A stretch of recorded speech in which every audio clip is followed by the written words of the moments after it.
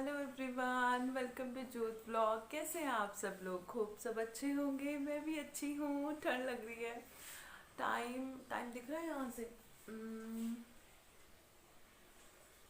5:15 हैं सुबह के, और बाहर दिखाओ, बाहर अंधेरा है।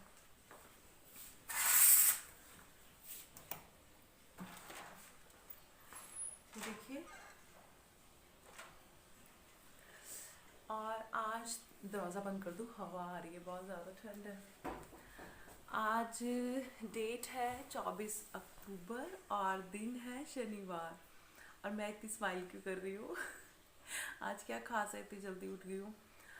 पानी की आवाज़ आ रही होगी आपको, क्योंकि वॉशरूम में पानी चल रहा है। इंद्र वॉशरूम में वो नहा रहे हैं और मैं भी इस तैयारी में हूँ। हम लोग जल्दी उठ गए हैं। आज हमें कहीं जाना है और बहुत से काम करने हैं, जैसे कि मैंने कल वाली वीडियो में बताया था। अभी नहीं बताऊंगी, धीरे धीरे आपको पता लगता रहेगा, आप जैसे जैसे वीडियो के साथ कनेक्टेड रहेंगे। तो सोचा सुबह ही उठ जाऊं और आपको भी अपने साथ शामिल कर लूं कि क्या क्या कर रहे हैं, क्यों कर रहे हैं, कहाँ जा रहे हैं, उस वजह से। और ये पीछे मच्छर, क्या था ये पीछे? कुछ था। बच्चे सो रहे हैं, बच्चे हमारे साथ नहीं जाएंगे क्योंकि बाहर मौसम ठंडा भी है, और बच्चों को लेके जाएंगे तो थोड़ा डिले हो जाएगा, क्योंकि अभी सुबह के काम में जल्दी जल्दी जल्दी कर रहे हैं, क्योंकि सुबह का शेड्यूल काफ़ी बिजी रहेगा। अभी से लेके तकरीबन 9 बजे तक 4 घंटे में भी काफ़ी काम निपटाने हैं। तो चलिए काम कर लेती हूँ और फिर रेडी होके आपसे मिलती हूँ। तो हम लोग रेडी हो गए हैं और एज यूजुअल लेट भी, 6:30 हो गए हैं। इतनी लेट मतलब प्लानिंग नहीं थी हमारी। सत श्री अकाल जी। सरदार जी, कहाँ जा रहे हैं हम? ਅਸੀਂ ਗੁਰਦੁਆਰੇ ਜਾ ਰਹੇ ਹਾਂ ਜੀ। ਅੱਜ ਸਾਡਾ हैप्पी ਵਿਆਹ है जी। हैप्पी ब्याह। आज हमारी एनिवर्सरी है, हम लोग गुरुद्वारे जा रहे हैं। और हम लोग हैप्पी ब्याह ही बोलते हैं, बच्चे भी ऐसे ही बोलते हैं, मम्मा हैप्पी ब्याह। वो लोग सो रहे हैं। तो हम लोग गुरुद्वारे जा रहे हैं और आप लोगों को भी साथ ले जाएंगे ना, हाँ दर्शन जी हाँ करा जी, मैं देंगे। गड्डी स्टार्ट कर लो, तुसी आओ। हाँ, गाड़ी स्टार्ट हो चुकी है और मैंने ये शराफत से बड़ी स्वेटर निकाल लिया है, क्योंकि बाहर ठंड है। और बहुत सारी बातें करनी है मुझे आपसे कि कल रात को क्या हुआ। वैसे ऐसे कुछ नहीं हुआ एज पर प्लान, लेकिन काफ़ी कुछ हुआ। अभी लेट हो रहे हैं, गुरुद्वारे चलते हैं और आके फ्री होके बात करेंगे। चलिए गुरुद्वारे चलते हैं।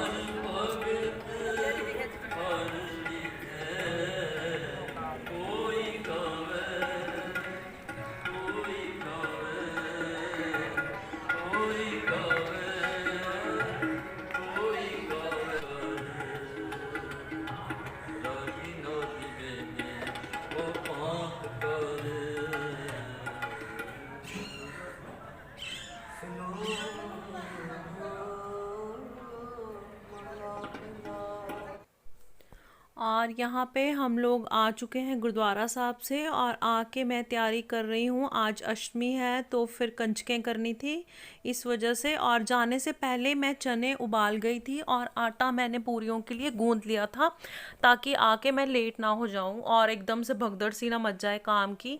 तो चने ये वाले बड़े इजी होते हैं और मैंने तड़का लगा दिया इन्हें बातों बातों में। और मैंने जो इनका पानी निकला था सूप के जैसे, अभी तो सूप बनेगा वो, मैंने उसको फ्रिज में रख दिया था क्योंकि इस टाइम पे बिल्कुल भी मेरे पास टाइम नहीं था सूप बनाने का। मैंने उसको फ्रिज में रख दिया, मैं बाद में फिर उसका सूप बना लूँगी। तो मैंने इसीलिए चने स्ट्रेनर में डाल के नीचे उसका सूप इकट्ठा कर लिया था। और इस टाइम बहुत जल्दबाजी में मैं काम कर रही थी। धनिया मैंने डाल दिया है और साथ साथ में सब लगे हुए थे अपना अपना काम करने। एक्चुअली हम लोग काम बांट लेते हैं जब जल्दी होती है। बच्चे रेडी हो रहे हैं और आपको दिख भी रहा होगा आ जा रहे हैं ना जैसे। और लॉबी की सफाई भी करनी थी क्योंकि मत्था टेकना था इस वजह से। तो सबने अपनी अपनी ड्यूटीज़ ले ली थी, सब जल्दबाजी में सारे काम हो रहे थे। और इसी बीच में दूध वाले भैया भी आ गए थे तो दूध भी लिया। अब अंकल नहीं आते हैं, उनके बेटे आते हैं, इसलिए दूध वाले भैया कह रही हूँ, पहले दूध वाले अंकल कहती थी। तो चने यहाँ पे बन गए हैं और साथ के साथ अब दूसरे काम भी कर लूँगी। सूजी का हलवा मुझे बनाना है, उसकी तैयारी कर लूँगी। और यहाँ पे सूजी भून रही हूँ मैं। सूजी मैंने एक बड़ी कटोरी के हिसाब से हलवा बनाऊँगी। मैं अंदाजे से सूजी का हलवा या आटे का हलवा नहीं बना सकती हूँ, कुछ लोग अंदाजे से बना लेते हैं, मैं नाप के ही बनाती हूँ। रेशो सही रहे तो हलवा अच्छा बन जाता है, फिर चाहे वो आटे का हो या सूजी का हो।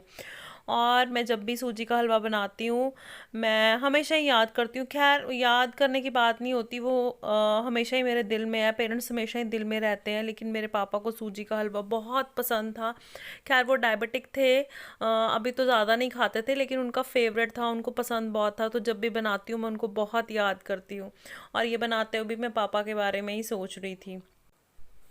और देखा इंदर आ गए करछी मारने के लिए और उन्होंने कहा ला मैं सूजी भूनता हूँ। मैंने कहा ठीक है भून लो, मैं बाकी के काम कर लेती हूँ।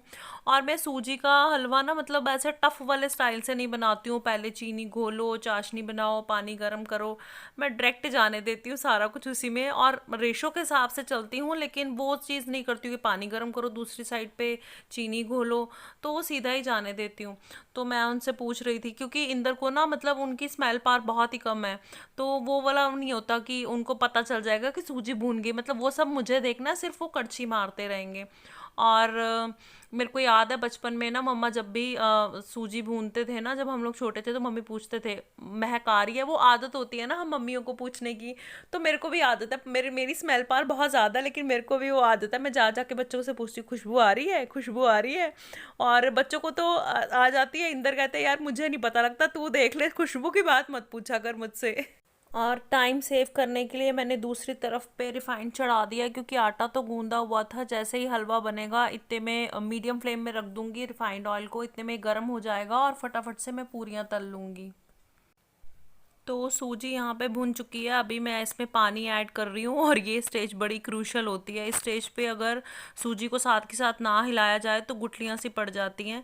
तो धीरे धीरे करके मैंने पानी जितना डालना था इसमें डाल दिया है और यहाँ पे इंदर का काम हो चुका है ख़त्म। अब ये हलवा मुझे बनाना है और साथ के साथ जो छींटे वगैरह पड़ गए हैं उनको साफ़ करती जा रही हूँ ताकि बाद में काम बढ़े नहीं। खैर जब ऐसा कुछ काम करना होता तो किचन बड़ी जल्दी मैसी हो जाती है, बर्तन बर्तन ये वो सब।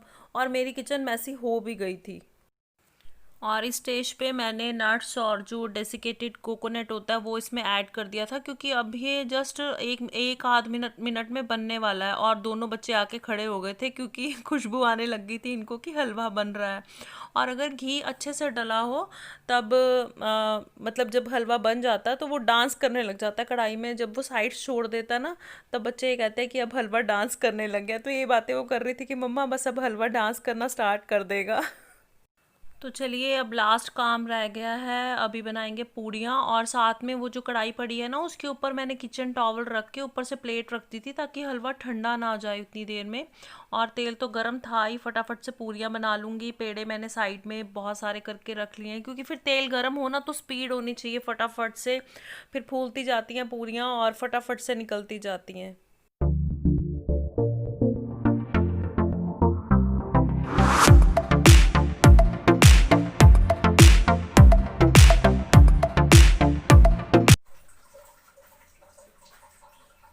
अम्मा पूड़ियाँ कितनी फूली फूली बनी है ना। हाँ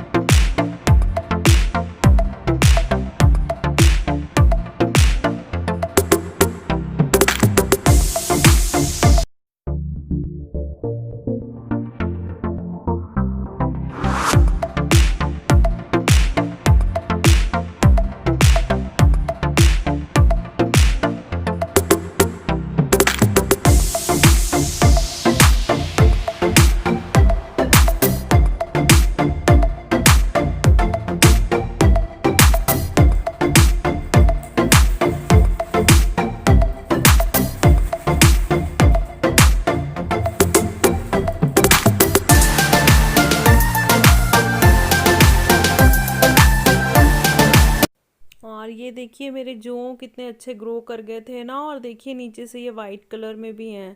और खैर इनको अब तो बाय बाय कहने का टाइम आ गया है, और मैं बाय बाय कर भी दूंगी।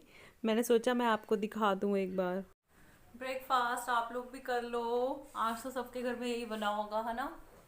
मैंने आपसे कहा था आपसे बहुत सारी बातें करनी है, मैंने कहाँ रखूँ इसको,